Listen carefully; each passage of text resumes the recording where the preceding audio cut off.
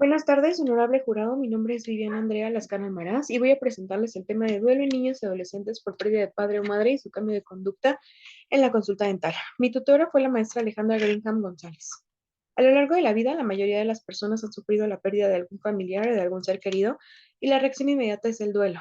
El duelo va a ser una reacción natural ante la pérdida de una persona, objeto o evento simbólico. En este caso nos vamos a enfocar a la pérdida de una persona y esto se va a manifestar de manera conductual y emocional. Cada persona va a vivir su duelo de distinta manera. Sin embargo, Elizabeth Kubler en 1969 propuso la teoría más popular, que consta de 5 etapas. Es la negación, la ira, la negociación, la depresión y la aceptación. En la etapa de negación va a ser la primera que se presente y va a ser inmediatamente después de la pérdida. Se va a caracterizar por una incredulidad. La persona no puede creer lo que está pasando o que está viviendo esa pérdida. Puede entrar en un estado de shock en la que no puede asimilar lo que está sucediendo o incluso puede negar la importancia de esa pérdida. Después vamos a tener una etapa de ira en la que la persona va a estar enojada todo el tiempo por el hecho de que su familiar falleció. Puede tener emociones como frustración, enojo, incluso sentimientos de culpa, ya que puede pensar en el que si hubiera podido hacer algo más por esa persona. Después vamos a entrar en la etapa de negociación. Y aquí se trata de, la persona trata de pactar con algún ente superior el hecho de que su familiar pueda regresar. Sin embargo, igual se enfoca en el pasado, en el que si yo hubiera podido hacer algo por mi familiar o si yo hubiera hecho algo más. Luego vamos a entrar en una etapa de profunda tristeza, que es la etapa de depresión. Aquí la persona se va a dar cuenta que ya por más que rece o por más que suplique, pues su familiar no puede volver y pues vamos a entrar en un aislamiento social. Aquí es importante que sus familiares estén presentes en todo momento a pesar de que esta persona no quiera su ayuda. Luego ya vamos a entrar en una etapa de aceptación. Aquí ya va a ser una etapa más de calma porque va a comprender que pues la muerte es un proceso natural y que en algún momento todos vamos a fallecer. Y pues aquí ya la persona va adaptándose un poco más a su nueva realidad a pesar de que no es fácil superar esa pérdida. Cuando algún, alguna persona se quede estancada en alguna de estas etapas, se produce un duelo patológico. El duelo patológico va a manifestarse como actitudes poco comunes o que no se presentan en un duelo normal, como puede ser alucinaciones, empezar a adaptar modalidades o la vestimenta de la persona que falleció, ir diariamente al cementerio, incluso pues puede manifestarse con reacciones bueno, se manifiesta de 4 formas, que puede ser el, el duelo patológico crónico, que van a pasar meses o años y la persona pues va a seguir en ese duelo. Luego vamos a tener un duelo patológico retrasado. Aquí se caracteriza más en adultos, ya que bueno, tienen que reprimir sus emociones o hacerse los fuertes en cuanto a si tienen familiares un poco más pequeños. Luego también tenemos un duelo patológico exagerado. Vamos a vivir todas estas emociones de manera exacerbada, pero también tenemos que tener en cuenta aquí que si se queda atrapado en la etapa de depresión, puede tener un poco más de conductas de riesgo o conductas nocivas o que puede ingerir o volverse alcohólico o fumar alguna sustancia tóxica o algún, bueno, por ejemplo, tabaquismo, ¿no? También tenemos el duelo patológico enmascarado. Aquí se va a mostrar ya como una reacción física. Puede presentar dolores de cabeza, ansiedad, depresión o angustia. Y pues él va a pensar que es una reacción ante alguna enfermedad, sin embargo, es propiamente del duelo. El duelo en niños es difícil de identificar y bueno, dependiendo de su edad, es como se va a manifestar este duelo. El concepto de muerte en niños, pues no es el mismo de un bebé o de un niño de 2 años a algún adolescente. Tiene que comprender que son 4 los conceptos que engloban a la muerte, que es universal, que todas las personas o todo ser vivo en algún momento va a fallecer, que es irreversible, que una vez que una persona muere, no puede bueno, no puede revivir o no puede volver a vivir, que es absoluta, que es decir, que todas las funciones vitales dejan de realizarse y que es por una causa física y que no son los pensamientos o alguna acción que haya hecho alguna persona lo que provoca la muerte. Dependiendo de la edad, el niño va a ir creando este concepto de muerte. Vamos a tener que en el periodo sensorio-motriz, que va de los 0 a los 2 años de edad, aquí vamos a tener lo que engloba la permanencia del objeto. El bebé o el niño pequeño va a saber que existe o que está alguna persona, aunque no lo pueda ver, tocar o escuchar. Sin embargo, él sabe que existe. Ya un poquito más grande, a los 2 años, va a empezar con la interacción con el entorno y pues aquí vamos a convivir un poquito más con los familiares que lo rodean. En esta etapa, pues nada más la muerte es una palabra, no entienden el significado de lo que es la muerte. Luego vamos a entrar en el periodo preoperacional, que va de los 3 a los 6 años. Aquí van a predominar las funciones simbólicas, es decir, el niño va a tener la capacidad de crear imágenes en su cabeza de las acciones que está viviendo en su entorno. Y bueno, aquí va a aparecer ya un concepto de muerte, pero como algo irreversible. Ay, perdón, como algo reversible. El niño va a preguntar en todo momento cuándo va a volver su familiar o cuándo va a regresar de cualquier lugar donde esté esa persona que ya no ha visto. Luego vamos a tener el periodo de operaciones concretas, que va de los 7 a los 10 o 11 años de edad.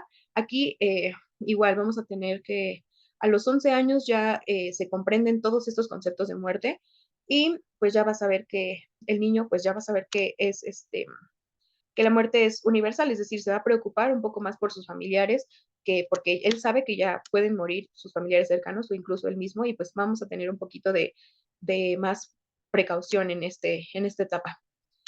El duelo en los niños va a presentarse también en estas tres fases, que es la protesta. El niño va a estar llorando todo el tiempo inconsoladamente porque quiere que la persona vuelva, porque sabe que ya no está, porque no lo ve, porque no lo siente, y entonces el niño va a estar llorando todo el tiempo.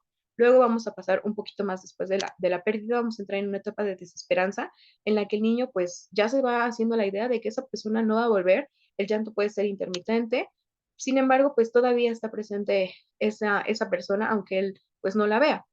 Después, ya pasado un tiempo, vamos a entrar en una etapa de ruptura de vínculo, en la que el niño va a interaccionar más con su entorno, va a empezar a jugar con otros compañeros de la escuela, por ejemplo, o a hablar más con las personas que lo rodean, y entonces va a ir poco a poco rompiendo ese vínculo emocional con la persona que falleció. El duelo se va a manifestar de distintas formas en los niños, ya que, por ejemplo, en un periodo de 2 a los 5 años, el niño a meses, por ejemplo, o al año, no va a comprender lo que está sucediendo, ya que pues solamente es una palabra, la muerte no tiene un significado para ellos. Ya un poquito más grandes, de los 4 a los 5 años, vamos a tener el duelo como una regresión. El niño va a volver a mojar la cama, va a volver a tener el hábito de succión digital, o incluso puede empezar a balbucear otra vez como un bebé. En general, en todo el duelo en niños se va a manifestar como una reacción de miedo, miedo a lo desconocido, miedo al abandono principalmente. Luego ya un poquito más grandes, de los 6 a los 11 años, este duelo se va a manifestar de una manera agresiva. El niño va a jalar el pelo, va a jugar bruscamente con sus compañeros de la escuela, puede incluso morder a las personas por esa reacción ante el duelo. Aquí también podemos tener sentimientos de culpa, ya que en esta etapa o predomina más bien el pensamiento mágico. Entonces, él puede creer que él provocó la muerte con sus pensamientos. Entonces, tenemos esta culpa presente. En la adolescencia ya se va a vivir el duelo un poquito más como los adultos, vamos a tener estas 5 etapas y el adolescente va a estar enojado con el entorno más que nada. Aquí tenemos que estar muy pendientes de ellos, ya que pues pueden aumentar las conductas de riesgo o de autolesión. ¿En qué nos afecta el duelo? En la consulta dental. Bueno, cuando un niño o algún adolescente sufre una pérdida, vamos a tener una etapa de depresión y desinterés. Vamos a enfocarnos en la pérdida del interés en las actividades diarias. Entonces, si de por sí es difícil que los niños se cepillen bien o que los adolescentes se cepillen o tengan una correcta técnica de cepillado, pues cuando acaban de perder a un familiar, no se van a cepillar, no van a hacer una correcta técnica de cepillado y entonces esto va a acumular mucha biopelícula dental. Esto nos va a provocar pues que el aumento de la gingivitis esté presente en estos pacientes. El miedo pues va a ser una respuesta normal. Todos los pacientes pediátricos tienen miedo en la consulta a lo desconocido. Aquí tenemos igual por edades algunos miedos más frecuentes y tenemos que enfocarnos en esos niños que son de los 2 a los 5 años en los que tienen miedo a los ruidos fuertes. Entonces, si entran a la consulta y escuchan el sonido de la pieza de alta, pues entonces ese miedo va a estar presente en todo momento y nos va a afectar en la consulta. Los niños que acaban de sufrir una pérdida tienen mucho miedo al abandono, entonces al entrar al consultorio dental y quererlos separar un poco de su acompañante, va a tener mucho miedo y va a afectar en nuestra conducta. ¿Qué podemos hacer para que estos niños se sientan un poquito más en confianza con nosotros, podemos utilizar material didáctico con la escala de Wong-Baker, en la que por una serie de emoticones, pues nos van a ir diciendo cómo se sienten durante la conducta. Eso va a hacer que el niño entre un poquito más en confianza y que vea que también nosotros nos preocupamos por lo que siente. La agresividad, pues nos vamos a enfrentar en este entorno en el que el niño va a adaptar conductas de sus familiares. Entonces, si ve que sus familiares están enojados, que están agresivos, él va a empezar a desarrollar este tipo de conductas y a pesar de que si el niño iba con nosotros y antes era un paciente definitivamente positivo, puede volverse un paciente definitivamente negativo en cuestión de segundos. La baja autoestima se da más que nada en los pacientes de los 8 a los 12 años, en el que empieza esta dentición mixta, y pues ahí se dejan llevar por los comentarios que reciben. Entonces, si sus compañeros de la escuela empiezan a decirles de cosas, entonces ellos van a bajar esa autoestima, no van a tener respeto por sí mismos y ellos van a creer que todo lo que hacen pues no es suficiente. Igual en los cambios de adolescencia, pues se presentan en esta etapa en la que igual se pueden quedar atrapados en un duelo no resuelto, sí, en un duelo en que empiezan a optar por conductas nocivas o autolesivas, ya que pueden involucrarse en alcoholismo o drogas, o incluso tratar de suicidarse. Entonces, si logramos identificar alguna de estas reacciones, tenemos que hacer una interconsulta psicológica.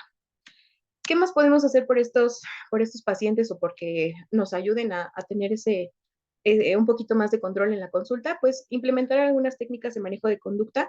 Lo que buscamos es evitar algún evento adverso o familiarizar al niño con el entorno del consultorio.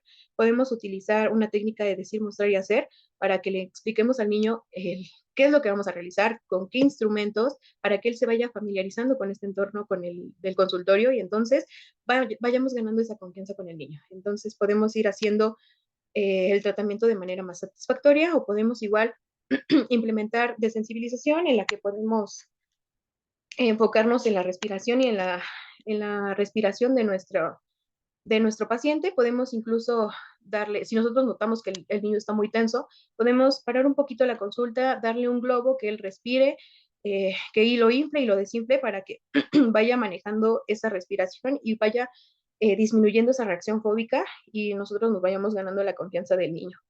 ¿Qué más podemos hacer? Utilizar o hacer un ambiente agradable en el consultorio. Podemos utilizar técnicas alternativas como son la aromaterapia y la musicoterapia.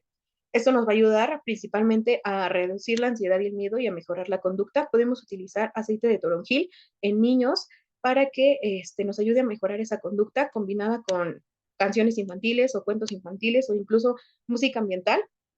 ¿Qué pasa? Que los niños tienden a cerrar los ojos y a concentrarse en lo que están escuchando, entonces pueden mascarar también el sonido de la pieza de alta y hacer que la consulta sea más amena y más agradable tanto para el paciente como para nosotros. Bueno, como conclusiones, tenemos que el duelo por pérdida de padre o madre a edades tempranas afecta en el desarrollo de la personalidad del paciente pediátrico.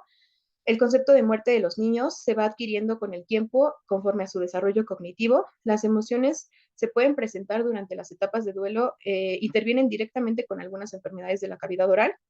Cuando el paciente pediátrico está pasando por una etapa de duelo, cambia completamente su conducta y esto influye en la consulta dental. Se puede pasar de un paciente completamente cooperador a uno no cooperador. Y bueno, es importante crear un ambiente agradable en el consultorio dental, ya que ayuda a que el paciente se sienta menos ansioso y temeroso, por lo que la consulta puede ser más satisfactoria. Mi bibliografía y bueno, muchas gracias por su atención.